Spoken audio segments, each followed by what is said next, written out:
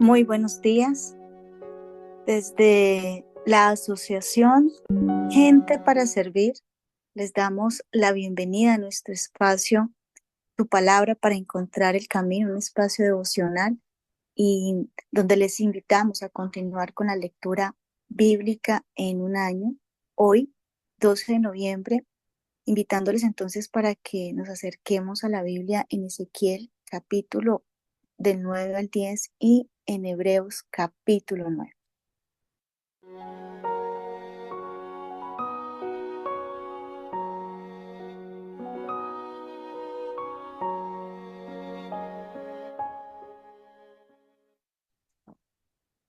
Hoy Hebreos capítulo 9 nos acerca a lo que es el sistema sacrificial que tristemente muchos creyentes ignoran, pero para muchos de nosotros que hemos tenido la oportunidad de acercarnos este año al reconocimiento de un lugar que es fundamental, porque es un lugar donde se llevaba a cabo el sistema sacrificial del pueblo de Israel, un lugar con el que nosotros generalmente por tener em, una tradición religiosa ajena a este lugar, pues a veces se nos complica y es difícil entender Hebreos precisamente porque utiliza ese conocimiento que el pueblo hebreo tenía con respecto a este lugar que es el tabernáculo. Y decía que tristemente algunos creyentes no reconocen este lugar porque es fundamental, como un modelo, como un camino que prácticamente viene el Señor Jesucristo a confirmar que es el mismo, que Él es el camino, pero ese camino tiene un recorrido y está muy bien marcado a través del lugar del tabernáculo para nosotros como iglesia, a través de nuestros puntos de encuentro. Hemos tenido la oportunidad de estudiar y también en nuestro espacio de congregación lo que es el lugar del tabernáculo. Si usted no ha tenido la oportunidad de reconocer este espacio, de entender los elementos de este espacio, claro, va a ser muy complicado comprender el capítulo 9 como tal, porque el lugar es fundamental, donde se hacen unos sacrificios, puesto que aquí lo que vamos a encontrar es cómo el autor de Hebreo hace una comparación de un antiguo pacto y un nuevo pacto, ¿sí? Y habla del antiguo pacto haciendo referencia a este sistema sacrificial que tiene un lugar, que tiene unos personajes fundamentales, que son los sacerdotes, los levitas, el pueblo en sí que va a presentar su sacrificio. ¿Por qué presentaba el sacrificio? Entonces son em, todo un sistema que es reconocido por el pueblo hebreo, pero que para nosotros no. Ahora, cuando nos acercamos al sacrificio de Cristo, muchos de nosotros nos cuestionábamos, incluso nos preguntábamos por qué el sacrificio de Jesús, cómo así que Él nos salvó por su sangre. Se nos dificulta más, pero ahora en el conocimiento de la Escritura, el Señor quita ese velo de nuestros ojos. Entonces es una oportunidad para que de verdad mm, nos instruyamos en el entendido de que con razón el Señor Jesucristo decía, bienaventurados aquellos que creen en mí, pero dice como dice la Escritura. Y cuando el Señor Jesucristo plantea esto, lo plantea en el momento en que no existía el Nuevo Testamento. Estaba el Antiguo Testamento como una referencia de lo que iba a acontecer con él, en la certeza de que él era aquel que había de venir, del que hablaban las escrituras, sí, y en el que se cumplía todo este sistema sacrificial, pero de una manera mucho más diferente. Ahora, nosotros que no somos hebreos, que no conocemos ese sistema sacrificial, ¿cómo es que nos acercamos al sacrificio de Cristo? Y es que es fundamental que lo entendamos. Por eso, la Biblia que se explica con la misma Biblia nos muestra hoy eh, lo que tenemos que tener presente respecto a este sacrificio. Entonces yo les invito para que vayamos a, a Hebreos capítulo 9, versículo del 13 al 14. Y allí vamos a ver algo que es muy importante como creyentes. Y dice la Biblia, y no por sangre, en el 13 perdón, porque si la sangre de los toros y de los machos cabríos y las cenizas de la becerra rociada a los inmundos santifican para la purificación de la carne, cuanto más la sangre de Cristo, el cual mediante el Espíritu Eterno se ofreció a sí mismo sin mancha a Dios, limpiará vuestras conciencias de obras muertas para que sirváis al Dios vivo. Entonces partamos aquí un elemento que va a ser fundamental y es la sangre. La sangre dentro del marco, dentro del sistema sacrificial, por eso habla del sacrificio. ¿Sí? Lo vemos en el Antiguo Testamento y desde los tiempos, de hecho, desde Moisés se establece como tal ese sistema de sacrificios donde implicaba derramamiento de sangre. De hecho, muchos de nosotros tenemos, nos acercamos a lo que es la Pascua como el momento definitivo para que el pueblo de Israel fuese libre. Y esa Pascua tiene que ver con ese sacrificio al cordero, cuando la sangre de ese cordero era puesta en los dinteles de la puerta para que cuando pasara el ángel de la muerte, pues los primogénitos de las casas que estaban dentro eh, y que habían llevado a cabo ese sacrificio no fueran a morir. Y ahí entonces encontramos ya después cómo Moisés establece el tabernáculo y todo lo que les decía al principio, pero antes incluso de Moisés estaba Abraham, Isaac y Jacob que hacían sacrificios y si bien no había un tabernáculo, el Señor también mostraba el lugar, porque eso es fundamental, el lugar, ¿sí? Y pues en el caso de Abraham, Isaac y Jacob y los patriarcas hacían sacrificios y el Señor les mostraba el monte, el lugar. Entonces, aquí vemos la sangre. Entonces ya vemos es la sangre del Cordero de Dios que quita el pecado del mundo. Y es la sangre de nuestro Señor Jesucristo que tiene poder. Y tiene el poder tomando como referencia lo que ocurría con el propósito de estos sacrificios en el Antiguo Testamento, pero ahora con respecto a lo que ocurre con nosotros. Porque hay dos palabras fundamentales respecto a la obra de nuestro Señor Jesucristo, al derramamiento de su sangre, y es propiciación y expiación. Romanos capítulo 3 versículo 25 dice, a quien Dios puso como propiciación por medio de la fe en su sangre para manifestar su justicia a causa de haber pasado por alto en su paciencia los pecados pasados. Es decir, propiciar es apaciguar y se apacigua la ira de Dios hacia el pecado del hombre. Expiar, la expiación, dice Hebreos 9:22, y casi todo es purificado según la ley con sangre, y sin derramamiento de sangre no se hace remisión. La purificación entonces de nuestros pecados como creyentes, en el sentido de que es por la sangre de nuestro Señor que se cubren nuestros pecados, que se cubren, ¿sí? Y que se lavan nuestros pecados.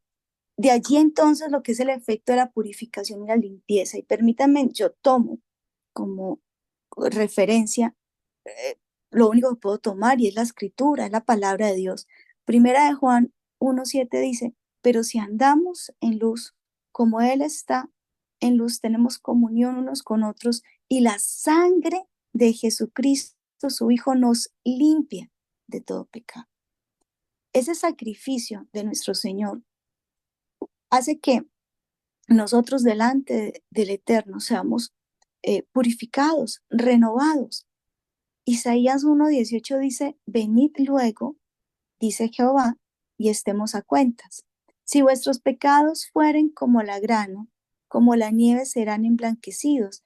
Si fueren rojos como el carmesí, vendrán a ser como blanca lana. El efecto del sacrificio y de la sangre del cordero nos limpia, nos purifica. De allí que nuestro pasaje central viene con esa interrogación que es como si nos estuviera mostrando una obviedad. ¿Cuánto más la sangre de Cristo? O sea, si la sangre de los corderos en su momento, ¿sí? Si la sangre de los toros traía para el pueblo de Israel en su momento una especie de gracia, de perdón. ¿Cuánto más entonces la sangre de nuestro Señor Jesucristo, el cual mediante el Espíritu eterno se ofreció a sí mismo sin mancha a Dios? Y dice, limpiará nuestras conciencias. El poder de la sangre de nuestro Señor Jesucristo nos lava, nos limpia y nos permite ser no mejores personas, sino nuevas criaturas, ¿sí? Porque las cosas viejas pasaron y todas son hechas nuevas. El nuevo nacimiento es posible gracias a la muerte, porque hubo una muerte, pero también hubo una resurrección. Y en esa muerte de nuestro Señor Jesucristo está también la muerte de mi pecado. Y en la resurrección de mi Señor Jesucristo está la nueva esperanza para que yo sea transformado conforme al modelo, conforme a la imagen que el Eterno tenía para mí y que seguramente yo no conocía. Sin importar la edad que usted tenga, el Señor Jesucristo viene a su vida en el momento que llegue para convertirle en una nueva criatura, no en una mejor persona, no en una nueva versión o la mejor versión. No, no, es una nueva criatura.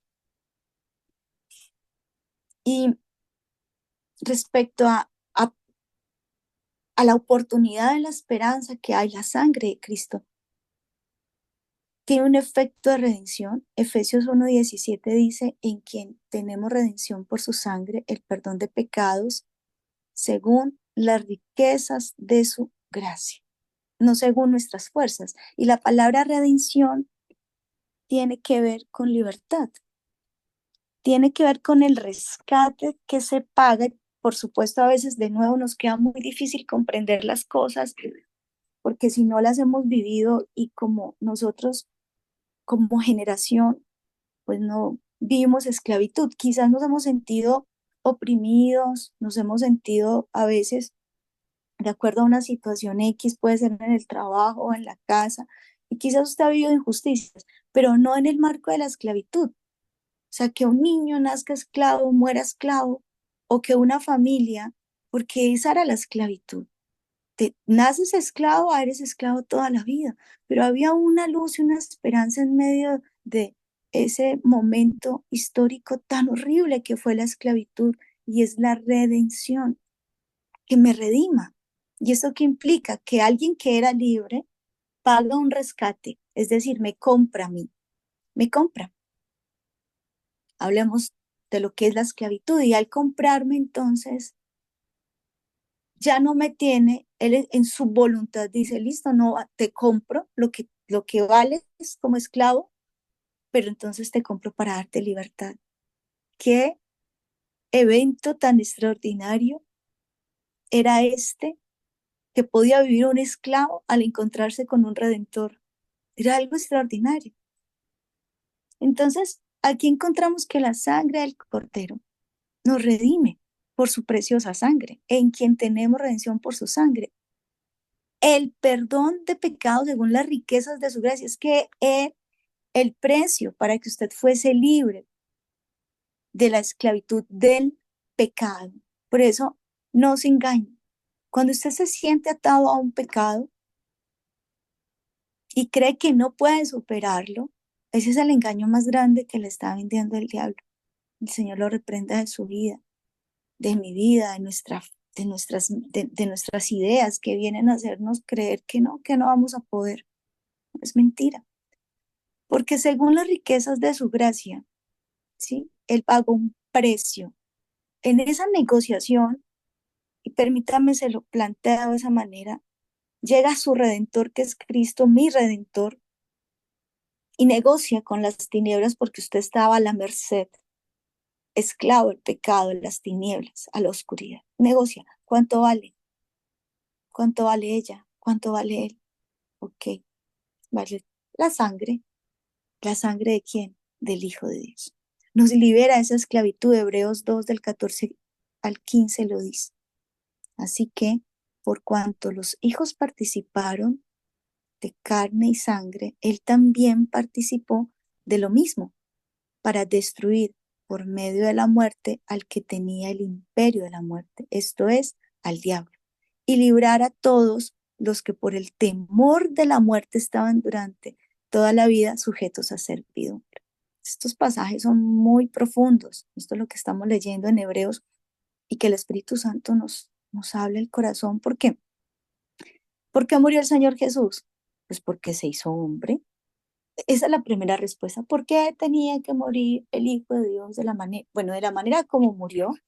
También si nos acercamos a la realidad histórica del momento, el Señor Jesucristo no fue el único crucificado. Habían más, porque el Imperio Romano tenía la crucifixión como una práctica de tortura. Y bueno, pero ¿por qué murieron? ¿Por qué fueron crucificados? Eso fue lo que marcó la diferencia. El propósito de la muerte. Todos tenemos que morir. Si Él se hizo hombre y participó de carne y de sangre, tenía que morir. Usted es carne y sangre. O sea que no es eterno. Usted y yo vamos a morir. ¿Está preparado para eso?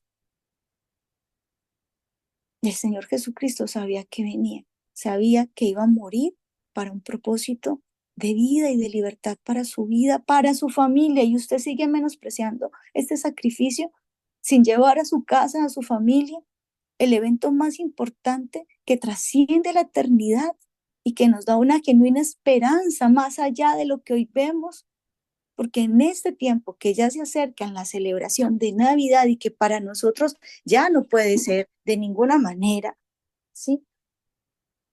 Pues un evento religioso, ¿no? Por nuestra tradición religiosa, la tradición religiosa celebra la Navidad, por supuesto, como su nombre lo dice, el nacimiento de Jesús, pero para los que hemos estudiado las escrituras ya sabemos que el Señor Jesús nació el 24 de diciembre. Y eso no daña el propósito que tiene que tener el tiempo en el que la gente se reúne en familia, pues que sea la oportunidad del reconocimiento de para qué nació el Señor Jesús. Así no haya nacido el 24, pues nació para morir. Y aunque todos nacimos para morir, su muerte nos trajo a nosotros libertad. Y no puede seguir viendo los tiempos como una oportunidad de parrandear, como una oportunidad de emborracharse, de comprar regalos y entonces todavía sus hijos, en serio, lo más importante en Navidad, ¿son los regalos? ¿En verdad usted va a seguir pagando el precio para decorar y poner más luz en su casa sabiendo que el corazón de su hijo o el corazón suyo está en tinieblas? Tenemos que salir del engaño y la mentira, porque en este diciembre podemos celebrar Navidad como seguramente lo hacemos, que la cena, que la familia, pero ¿usted se va a poner triste este año si no tiene para comprar el regalo a todo el mundo? Cuando usted ya entiende cuál es el sentido del nacimiento de Cristo. No es que en mi casa nos daban regalos a todos en Navidad, pero ¿entendieron en su casa lo que significó el nacimiento de Cristo? La libertad que trae el reconocer el poder reconocer la obra de nuestro Señor Jesucristo. Esto es muy importante porque la sangre del Cordero también, o el sacrificio de Jesucristo, nos hace a nosotros hijos de Dios. Gálatas 3:26 lo dice, pues todos sois hijos de Dios por la fe en Cristo Jesús. Y esa fe tiene que ver con la obra de Cristo, la certeza de que Él hizo una obra. O sea, Él nació ¿para qué? ¿Por qué? ¿Y por qué? ¿Y para qué murió? Bueno, ¿para qué murió? ¿Por qué? Porque era humano. Tenía que morir, ya ni modo. La sangre de Cristo y su obra nos justifica, nos reconcilia. Eso lo dice Romanos 5:9. Pues mucho más estando ya justificados en su sangre, por Él seremos salvos de la ira. Él nos justifica ante Dios. Miren, el paso a la eternidad sí que requiere una certeza de justificación y del efecto que trae la obra de Cristo en mi vida. Sino que como no pensamos en eso, nos angustia los pasos, nos angustian los regalos, nos angustia la decoración ahora, ¿sí? Nos angustia ahorita, no sé usted qué tiene ya la cita médica, nos angustia la familia, nos angustia que si debo, que no, que no me pagaron, nos angustian los afanes de este mundo, nos angustia, ¿sí? Pero si entendiéramos el poder del sacrificio de Cristo y su sangre que nos justifica y que nos salva de la ira, porque usted le puede tener miedo a los efectos que vienen por no hacer algo. Y afanado, ya llegó tarde, ya que se va a poner usted a afanarse más y al señor de adelante, que el de adelante no va afanado. El problema no es del otro, usted peleando con el otro. ¿Quién fue responsable de haber salido tarde? Usted, ¿para qué afana el de adelante? Pero si entendiéramos esto tan importante, no viviríamos en el temor o en la necesidad de agradar a otros. Por él seremos salvos de la ira. No de la ira del jefe o de la ira que le genera a su esposo porque le llegó tarde o a su hijo porque no lo llegó temprano, ya ni modo. Pero hay cosas que nos llevan a entender que yo no puedo seguir afanándome, preocupándome, llenándome de dolencias, preocupado por algo que no me va a llevar a la eternidad.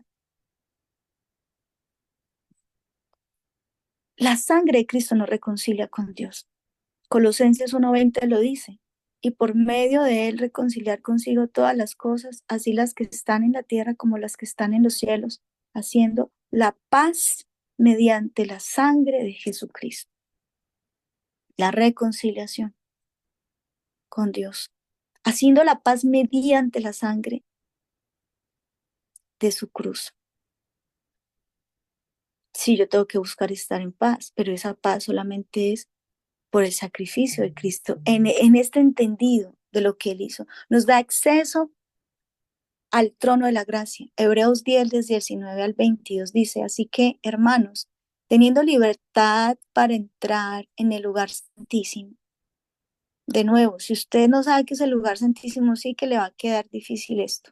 Por eso, procure estudiar la Biblia, entre a un curso de seminario bíblico, vaya a los puntos de encuentro, congréguese. Es que esto es para la eternidad.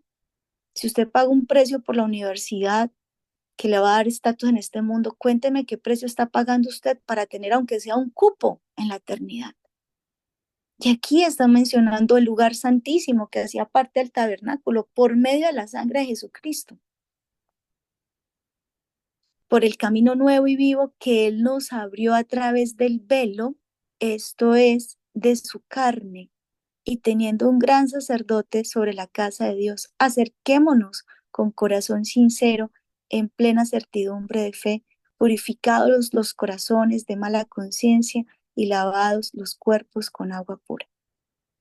El Señor Jesucristo nos permite tener la oportunidad de acercarnos a la presencia de Dios. Si usted no se ha acercado a la presencia de Dios, entonces creo que a usted le hace falta reconocer, entender y asimilar por el Espíritu la obra de Cristo.